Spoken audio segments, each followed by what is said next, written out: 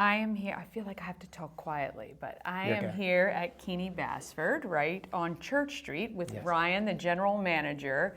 And this is a beautiful place, really. Yes. It is. So, I mean, I think it's kind of a nice place for respite, of course. Mm-hmm. But tell me, 20 plus years you've Yes, been here. associated with Keeney Basford since I was 19.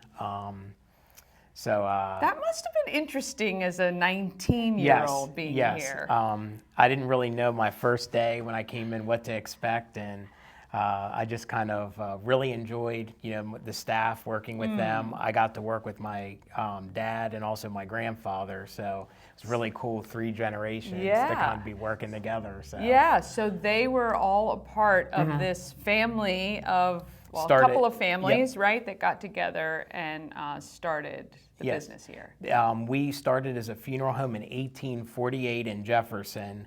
We moved here to our current location, 106 Church Street, 1940.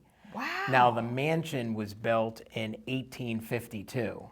So Holy we're cow. actually in the old entertainment room that the Trail family used to use to host lots of parties, dances, all before it became a funeral home. So lots of history. Can you tell he's a history major? Yeah, I love it. Lots of history. But Frederick here. is a great place for history. I mean, it's been around so long. Yes. I was just saying this the other day. My husband's from Australia, and Australia is a fairly young country. And he freaks out that, we're hundreds of years old. And, I mean, even we're not that old compared to Europe, but certainly here in Frederick especially, a lot of history. You can't even imagine what's happened in these walls. Now, when you started here as a 19-year-old, there was no crazy hazing or anything, was there?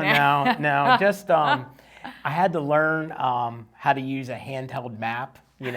Going to places in Frederick County that I had never been before. Yeah. I never really knew where nursing homes were, but Right. kind of stuff you have to learn pretty quickly. Of course. Now, the funeral home business. I mean, we all die, and many of us need to figure out what to do when that happens. So you are meeting people at a time of kind of chaos, I guess. Is that kind of the thing that you enjoy about this business, is being able to kind of provide peace for people? Yeah. Yeah, I like being able to, meet with families. A lot of times I get to meet with them before a death occurs, or they may call over the phone and just ask some questions. So when something does happen, there's oftentimes a little bit of a blueprint that I can go off of, or off of a past death that they've had in the family. Sure. I really enjoy getting to know the new families of Frederick, but also really sharing those old stories from families that have been here, from the generations, back into the 1800s and before. So. And there are a lot Yes. of families that are still here in Frederick, which is amazing. And you can, when you're here for a while, you start to see the names filter through and you're like, wait, the street and the person, and and Keeney Basford as well. So was it always Keeney Basford? No, it actually started as Etchison's, and it was Etchison's from 1848 to, I believe, 1971. And then the Maryland law was the funeral home had to be the name of the principal owners, which it was Smith. I never knew that was a Yep. law. Yep, and then at some point in the 80s or 90s, that law since changed. So That's so interesting. If it was our wish, we would still be Etchison's, but whenever Smith, Fadley, Keeney, and Basford bought the funeral home from the owners, they were the employees. Yeah. They had to change the name, and then as those owners retired, their names kind of dropped off, and it now still stays Keeney Basford. So. Okay, and so are there still Keeney Basfords? Yes, who Mr. Are still? Yep, Mr. Basford's still around. Okay. He stops in and sees us on occasion, so Yeah, I still try to remain as close to him as I can. Yeah. So, And he was the one who told you had to show up. my first day, show up, wear a black suit, white shirt, and a tie, be here at 8 o'clock. And Did you own that as a 19-year-old? No. Like my first 5 paychecks all went to buy some sort of suits, shirts, and then the winter hit, and it was well, now I need nice gloves and Yeah, a sweater and a nice vest. coat. And, I'm Yeah, outside yeah. in 30-degree temperatures and that's great. warm socks. So. Yeah. Since it's something we're all going to have to deal with, what is your recommendation for people who aren't currently dealing with a death of a loved one to plan for that for their family? Just at least have someone close to you kind of know what your wishes are.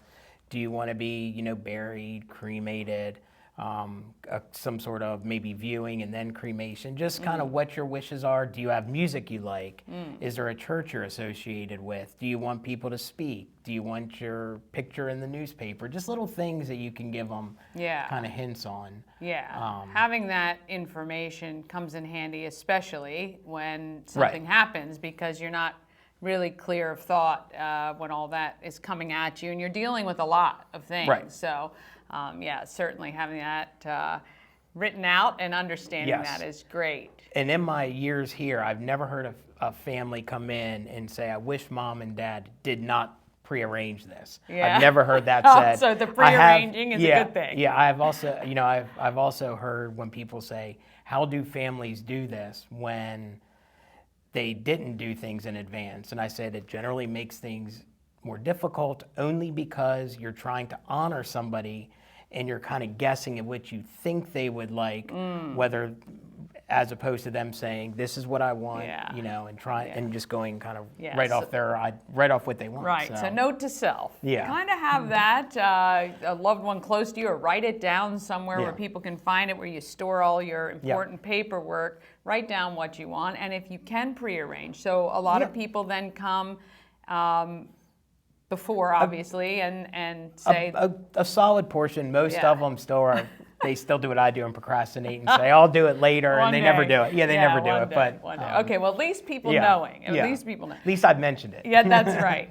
Is there something people can do, like any sort of, like their insurance or policies, to help pay for what a funeral or the things you need and all of that? Yeah, we have different ways that we can set that up for families. It just kind of depends on what they have and what they want. And, but we like to kind of give them all the options, and people can pre-fund their funerals, which means once they pass away, everything it's already taken care of. Yeah. And that's helpful, especially if especially with the way banks are now, and making sure that you have access to the money when somebody passes, that it's not through probate, it's not in an insurance policy that doesn't pay out for 3 months. Right. That you're up to date on who your beneficiaries are, that they're not deceased. So all of those things cause headaches later on. Yeah. So are there any good stories of anything that's happened in this building with all the history? Is it haunted? It is not haunted that I know of. Lots of real cool history stories. Towards the end of the Civil War, General Sherman, he actually came up Church Street here and saluted Colonel Trail, who was the gentleman who built the mansion. But he was only a colonel, and it was an honorary title. He wasn't an actual military colonel. Yeah. Just a lot of interesting stories. Those people listening probably, we have a lot of people that have claimed to have painted the building. A lot of people worked in here, over the years. And well, I guess when a building's been around for as long as this one has, and it's so impressive, and so everything in here is pretty original. Yep. That's wild. Yep. That's really great. The fireplaces are imported marble from Italy.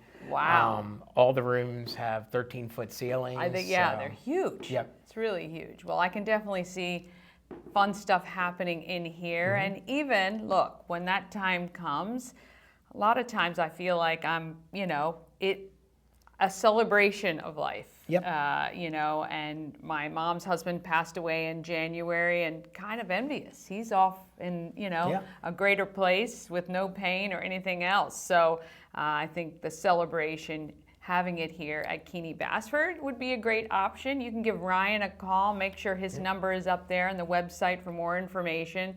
But if nothing else, come check out the property. Definitely. It's beautiful, and you may be able to get a history lesson. Definitely. Anytime. We also open up with the candlelight tour. So we do tours of the building. So feel free to do that. I believe it should be the day after Christmas. Okay.